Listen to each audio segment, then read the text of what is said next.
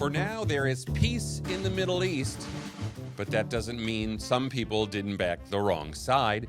It's the NewsBusters podcast. I'm Tim Graham, executive editor. Joining me today, MRC Business Associate Editor Joseph Vazquez. And with us, Ryan Mauro, investigative researcher at the Capital Research Center. Thank you, Ryan, for coming in. Thank you for having me. Let's start with the really broad question, and that is, tell us a little bit about what the Capital Research Center does. I don't know if you know this, Ryan, but my first real job was with the Capital Research Center in 1987. Didn't last, but I know what you do, but why don't you explain to people? Sure.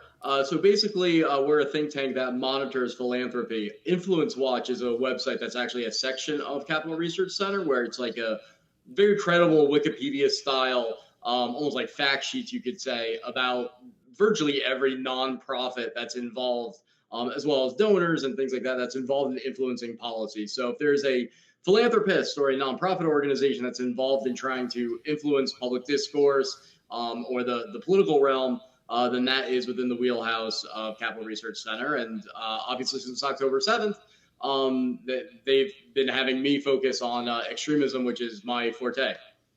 Excellent. I know that Joey here has focused on foundations because they have become increasingly important in journalism. That's where the funding on a lot of these things are coming now. Mildly. So yeah, we look at pieces like NPR, and George Soros has funded NPR. So we're going to basically discuss George Soros and the so-called Open Society Foundation, which is sort of like calling, It's a misnomer. It's like calling the liberal media the mainstream media. Exactly. Yes, one of the ironies of the left is that they boast about how they're for democracy, and then they support people who despise Western civilization in its entirety. I mean, we can see that with Mahmoud Khalil, for example. Mm-hmm. But Joey, you had done a report based on his research on how the so-called Open Society Foundation was backing foreign terror. We have the domestic terror piece as well, but let's start with the foreign piece. So, Ryan, one of the big things that I saw in your report that just completely stunned me was your finding that the Open Society Foundations had poured millions of dollars into Al-Haq, which you had noted is a non-governmental organization that's based in the West Bank that has long been accused of ties to the Popular Front for the Liberation of Palestine, which the European Union and the United States has designated as a foreign terrorist organization. I mean, this is not a conspiracy theory. This is not a 1 degree of separation, or you're supporting a group that just happens to like, Palestine. This is a group that's tied to specific terror organizations. So can you explain what you found in this regard with Soros' connections to these types of movements?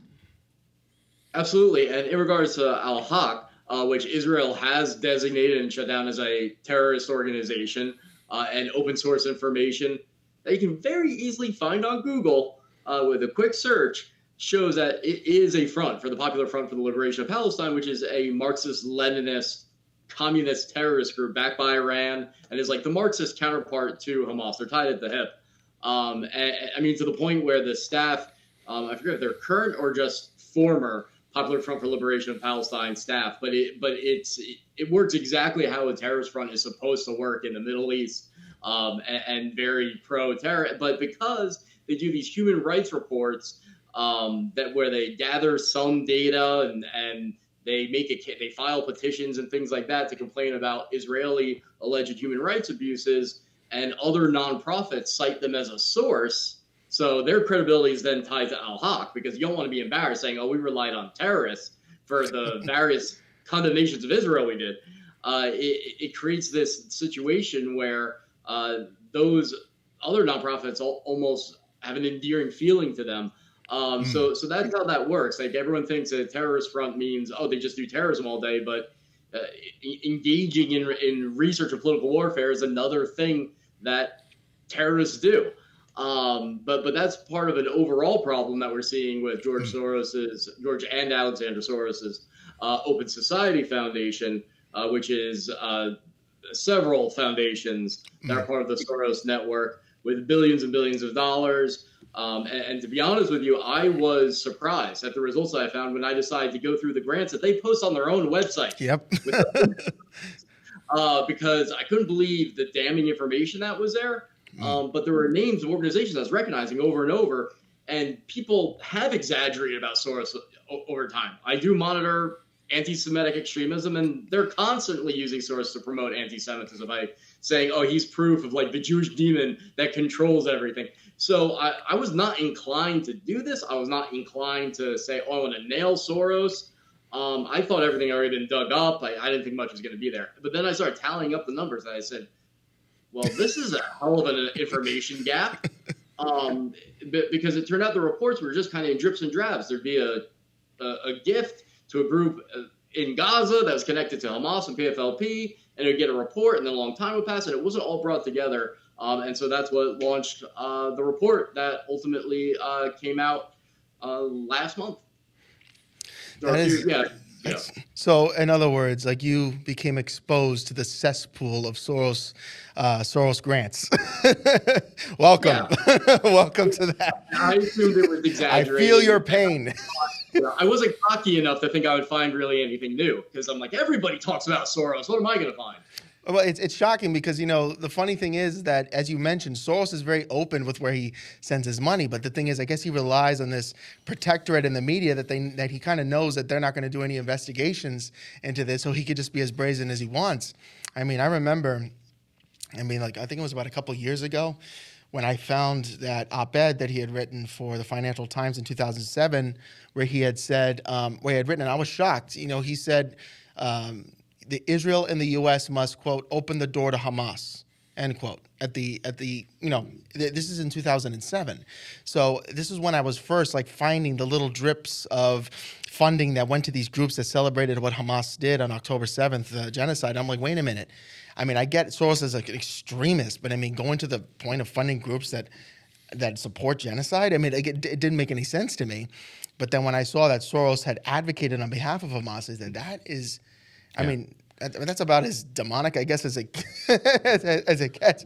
But that was a surprisingly mainstream argument at the time, because Hamas had just been voted into power, and so there were people saying, all right, well, they're there, and we were all obsessed with Al-Qaeda at the time, so there was room for Hamas advocates to say, these guys are better. I mean, look at those guys.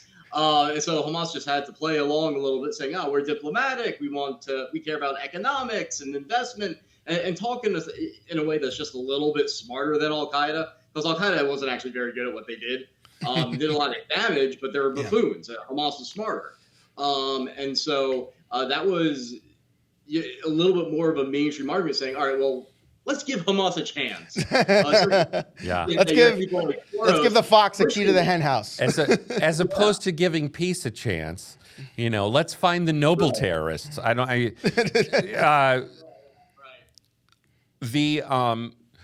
You may have seen this, Ryan. The New York Times had a story on the Capital Research Center, but you know why? And that's because it became part of a Trump screws up again piece. Headline, report on Soros cited by Justice Department does not show funding for terrorism. It doesn't? Well, of course, they redefined the whole thing as the Capital Research Center didn't show Soros had broken the law. Well, that's different than supporting terrorist-linked groups. Exactly. And it's also a different threshold from saying that it should trigger an investigation. It's a different threshold from the main focus of my report, which said that, by the way, the number for people that don't know is $80 million I traced since 2016, going from Soros to pro-terrorism groups, including about 23 million that went to at least 7 groups engaging in what the FBI's definition would lead someone to call domestic terrorism. According to the FBI's definition. So like rioting and things like that, attacking police, things like that on U.S. soil. So you just have massive amounts of money going there. But what the New York Times did, and there's been 3 reports. The first was the one that I was quite fond of because it broke the news that the Justice Department had essentially launched investigations in at least 6 states based on my report, because I released it with Glenn Beck exactly 1 week after the martyrdom of Charlie Kirk. So there were a lot of it really caused a social media firestorm. And Glenn Beck was pushing it to contacts. I was pushing it to contacts, but no one directly to the White House. And it turned out that just a couple days later, Trump said to the Attorney General, you've got to try to file charges against Soros as quickly as possible. It sounded like the New York Times was saying it was in reaction to that.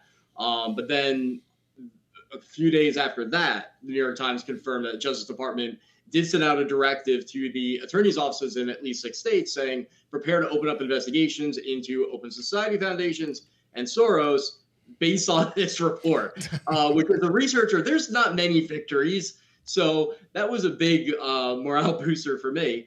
Then the second article came out by the New York Times, which, all right, it was biased, but okay, I'm expecting that. But it admitted in there that what we showed was that Soros was financing groups doing property destruction and illegal stuff on U.S. soil.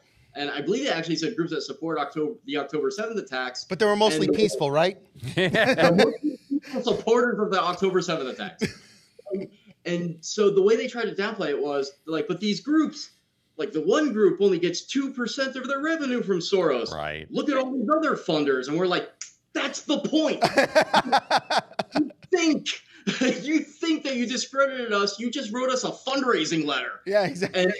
And then the next report is the one that you're referring to, which doesn't mention any of the stuff about vindicating us. And honestly, and I have a high threshold for saying this, they lied. They lied about what my boss said because I was on the Zoom call. I know every word he said. I know every email. And they made it sound as if Scott Walter, the president of Capital Research Center, was like, oh, this is crazy that the Trump administration's acting on our report. And, oh, you're right. You caught us. We have no evidence of financing terrorism. Using this crazy definition of, it only counts as evidence if a transaction goes to a specific terrorist act. As opposed to a group that says, hey, we do these things, and Soros gives them money. That wasn't good enough to them. And so they completely twist. I mean, they lied. They had to have, in order for that report to come out, they had to have an actual conversation where they actually said, all right, let's look at our notes at what Scott and Ryan said. Oh, I don't like this. We're in a pickle.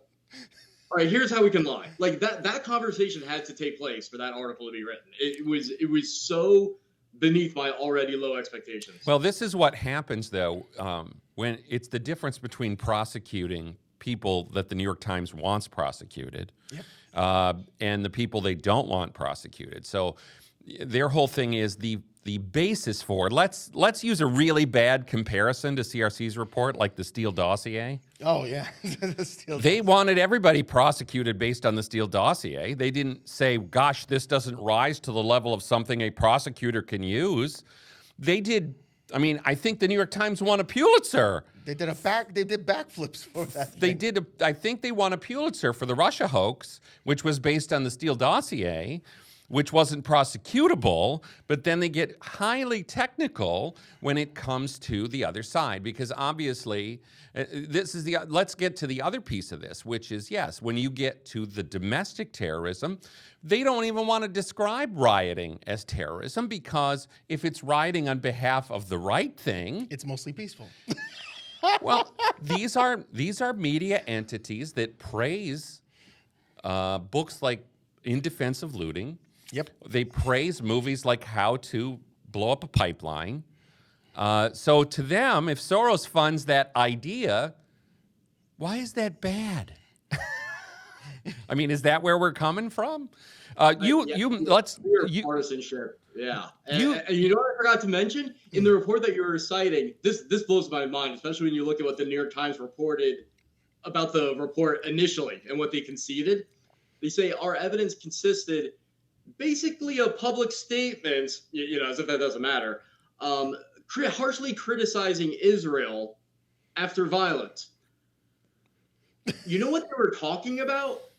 The vast majority of the statements we included were endorsements of terrorism and celebrating the October 7th attacks. They took quotes where they're celebrating the October 7th attacks. New York Times described them as criticisms of Israel. As if that's what it's about. As if I would spend my time on that. Yeah, it's like with Mahmoud Khalil, where they literally were like, we endorse what our brothers have done. And and they can't, or they explicitly say, we support the destruction of Western civilization. Yeah, you didn't find that quote. You know what boggles my mind, and you know what, Ryan, you're running into the same issue that I've had with the media for years when it comes to researching Soros. I mean, they treat like 1 degree of separation as like, oh yeah, Soros had nothing to do with this. So like, I'm not funding, like Soros is not funding Hamas. He's just funding groups that celebrate Hamas. What's the big deal? And I'm like, I mean, am I living in the Twilight Zone or something? I mean, like, if this was on the other side, right, and there was the equivalent of like the right funding something like that, the left would lose their minds and be calling for heads to be chopped off. I asked a question to Joey the other day about, let's imagine who the conservative analog to Soros would be, and if a conservative philanthropist was backing groups which did property destruction at abortion clinics, or who did property destruction at hospitals that perform gender-affirming care. I think, would we guess that the New York Times would say, well, that's peaceful funding. Throw them all in jail. You suggested the Ellisons. Yeah, Larry Ellison essentially pulled an Elon Musk and using in purchasing Paramount Global, which now controls CBS News, and of course the media flipped out because Larry Ellison was a big time Trump supporter. So of course, he's Jewish, right? They have no problem going after him, but if you try to criticize Soros, their very first reaction, which is just ironic to me, is that they accuse you of being anti-Semitic when you're criticizing Soros, even though he's funding groups that hate Israel and the Jewish people. Make it make sense to me. Yes. Well, but you can sense this. These are bad people. Like, I understand that people will be biased, and the bias will accidentally show through, and sometimes people are quick to say, "Oh, you did that because you're a crummy person. It's an evil plot." But in regards to this New York Times thing and the people that are attacking this report lying in the way the New York Times reporters were, or the editors, or whoever did it, I mean, those are bad people, and be surprised when bad people don't think it's a big deal to kind of whitewash Hamas. Like, it all kind of goes together. Yeah, I mean, when your goal is sort of a revolutionary politics and your enemy is capitalism, well, where's capitalism come from? It's going to come from the United States, and of course, if you're Palestinian, then obviously it's a Jewish problem. Capitalism, I mean, you can see where all of that kind of goes together. But you reported, let's go for a second into sort of the climate chunk of this. The Sunrise Movement, which says it's received at least $2 million from Open Society. And then, of course, the other group, Antifa-associated groups like Stop Cop City, which is tied to arson and attacks on a police academy in Georgia. And it's like, you're finding a whole bunch of these movements that the news media have a really hard time saying anything negative about vandalism, looting, property destruction, as long as the cause is sympathetic. Yeah, when Scott and I were talking to the New York Times reporter, he mentioned Sunrise because that's one of the domestic terrorist groups, in my opinion, that we highlighted as the $23 million that was going to domestic terrorism from Soros. And that group gets, I mean, they have a fan base among, the more hardcore progressive elements, but they get mainstream acceptance as being like normal environmental activists. But they endorsed the Stop Cop City terrorist campaign, which it was a terrorist campaign. They're promoting fundraising for the legal defense. They were basically praising and defending the Chinese Communist Party. And in some cases doing their bidding, like actually canceling like events with critics of China. The list goes on and on in regards to Sunshine. But they've never gotten treatment from the mainstream or left-wing media. And so it's very frustrating. But when I was talking to the New York Times reporter, he was saying, oh, well, they would distance themselves from this. And the particular reporter who I'm referring to seemed open-minded, which is why I'm saying maybe it was on the editor level that this trash piece went out. Because I said to them, well, the quote is, Sunshine says, we are a nonviolent organization. We are committed to it never actually opposes violence. Like, they go right up to the edge, and and there's even some quote about like, we're not commenting on what other groups do. Like, you know, so they know their place. They don't want to be the violent ones. They know that there's other people have to do things for that violence to take place. And so they do it. By the way, an interesting fact that I forgot to mention is that if you go to the Open Society Foundation's website where you want to search for the grants, it actually says, we don't disclose everything. This is just what we're comfortable disclosing. Exactly. If it were to endanger the grantee or endanger us, we're not putting it on the website. So if this is what they're comfortable talking about doing and funding, what the hell are they hiding? Exactly. And you know what's funny is that, to your point about Sunrise, you probably heard about this, but The Intercept came out with a report about a few days ago saying that the Sunrise movement, you know, your point about, like Soros isn't the only one who funds these groups. Look at all these other funders, right? You know, for these groups, right? But the funny thing is that the Sunrise movement in particular, once Trump had launched his investigation into Soros, they went crying to The Intercept and saying that they were departing away from their strictly climate-related agenda and going to war with Trump to protect its major financier, Soros. I'm like, okay, yeah. So that, and I'm like, oh yeah. So it's not about the 30 other people that give money to it. It's about this guy. And I'm like, yeah, that kind of, yeah, exactly. It stunned me. That even if, you know, while New York Times trying to downplay the role, the percentages don't matter if you still have that type of influence. It's like he still has enough that when he says, hey, I need to send out my army, I send out my army. By the way, Joey and the Media Research Center overall, you guys helped me a lot because I didn't know that much about Soros when I started. It's just I was following the financing trail. But I was fascinated when you were texting me and showing me the different things that Soros had said about his ideology. Because consistently, when you look at these guys, they're not actually, in the classical sense, truly left wing. Very often, not really Democrat. Nope. Although he might be, or liberal or progressive. Like his ideology is he worships himself. That's right. Like that blew my. He said it a few times. It wasn't just like, a sarcastic comment taken out of context. It was like, nope, I said it, and I'm going to say it again. I want to control the world, and that's why I was having trouble finding like a real smoking gun statement where he was like, I want to destroy America, burn it to the ground, and all this stuff. It was a little bit tamer. I'm like, but there's such a fixation on him, and so I couldn't quite nail it down until you explained to me what's going on here. And his ideology is himself. So the people that are doing his bidding, it's truly just for money. He's not like an intellectual leader of their cause or of their ideology. It's just he loves himself. What was the quote that you like to use? He says like it's not like, and this is a paraphrase, it's not comfortable being God, the creator of everything, but I became more comfortable with it. Now I began to live it out. Yeah. And I'm like, I've never heard, I mean, I could be wrong, but I've never heard any other billionaire talk about himself this way. And that's not the first time that Soros has referred to himself as a god. Yeah. He said it in his magnum opus, The Alchemy of Finance, and this is what I text Ryan. If you go to the end of his book, he said, I've always had an exaggerated view of my self-importance. Specifically, I've always viewed myself as some kind of god or economic reformer. I mean, okay, so when people try, this is what I tell people when you're trying to understand Soros, is that you can't put him under the umbrella of communism. You can't put him under the umbrella of fascism. He doesn't want to be underneath anybody's pre-existing umbrella of ideology. He's his own thing. Yeah. And he's his own branch of evil, right? So you have to look at him in that prism, because if you do that, if you accuse him of being a communist, well, that's not true. You give him leverage. Look how much I fought the Soviet Union. Look how much I fought China, or something like that. I said, yeah, you fed right into his trap. You have to look at him exactly for what he is. Sorosianism, I mean, for lack of a better word, that's his ideology. Well, I will tell you that back when I was looking at foundations in politics, George Soros was a figure back in the 1980s, because one of the weird things he was doing as a Hungarian was he was sending money into Hungary when it was communist.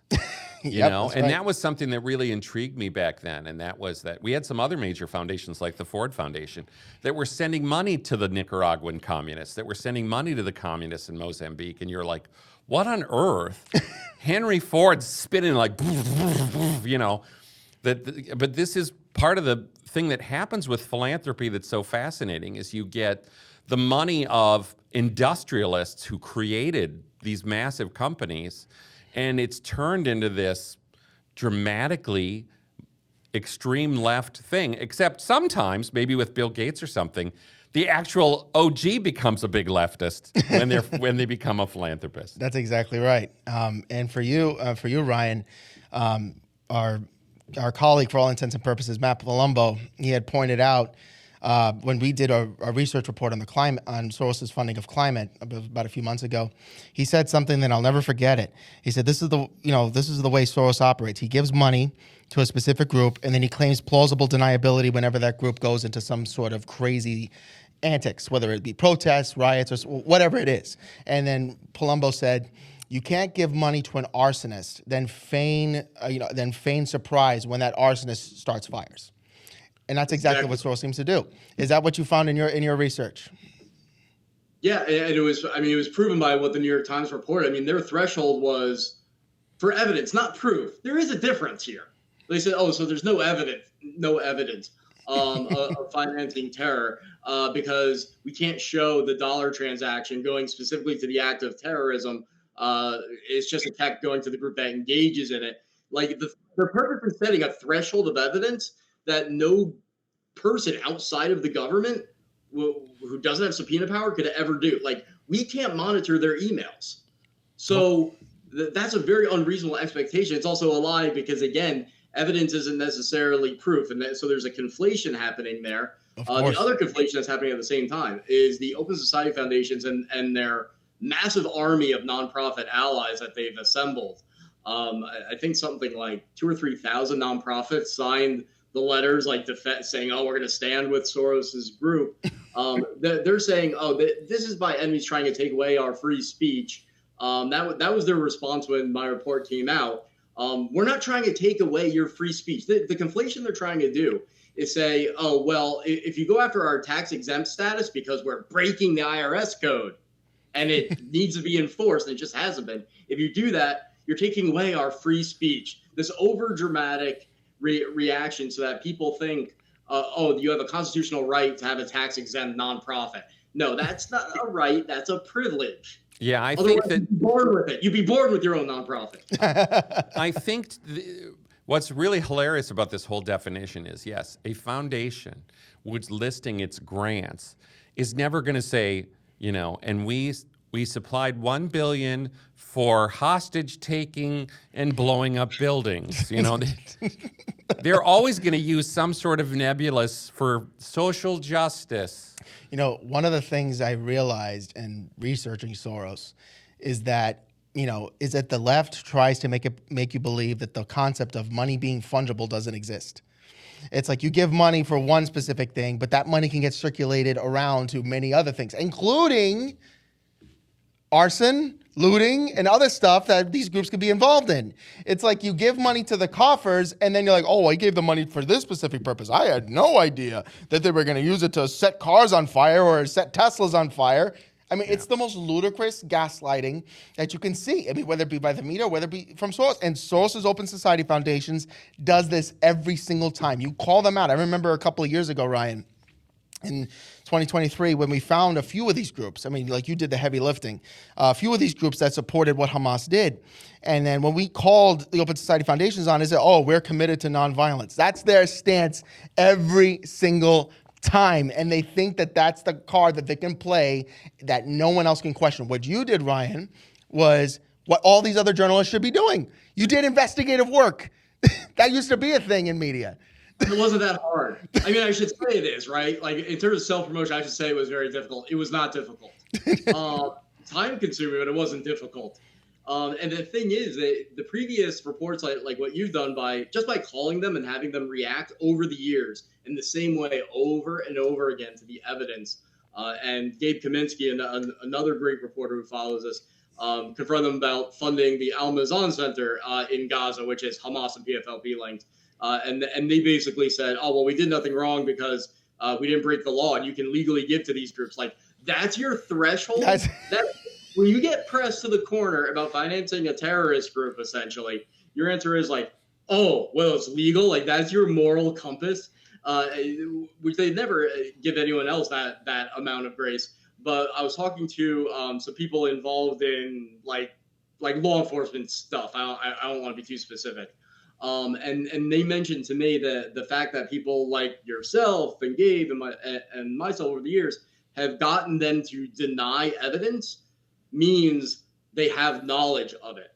So in terms of the significance for formally starting an investigation and building a case, it's not proof, but that's actually a big deal. So the fact that this report came out, it puts a line in the sand, and there are previous lines in the sand from people like yourself going to them about specific grants, but now there's an $80 million line in the sand, where if they give grants to those groups that are connected to foreign terrorist organizations or doing domestic terrorism within the United States, after this point, a grant is given, like, they have no plausible deniability anymore to any reasonable person, and that has consequences in terms of the public square, but also potentially federal investigations and criminal investigators. All right, so we have sort of a pattern, and that is that, just to wrap up, that bias by omission is the overwhelming choice. And then at this point, when the Justice Department gets involved, we have sort of a bias by dismissal, like these things don't really matter. And when they start throwing around the words no evidence, it means, oh, there's evidence. We just don't like it. But we thank you for coming on today, Ryan Mauro at the Capital Research Center. Is it at capitalresearch.org? That's it. Yep. Excellent. So there's not just Ryan there, but a number of other researchers and writers and the influence watch, as you suggested. So everybody should take a look at that. Thank you, Joey, for coming on today. Absolutely. Absolutely. You got to click on the business tag on NewsBusters to read what Joseph's putting together.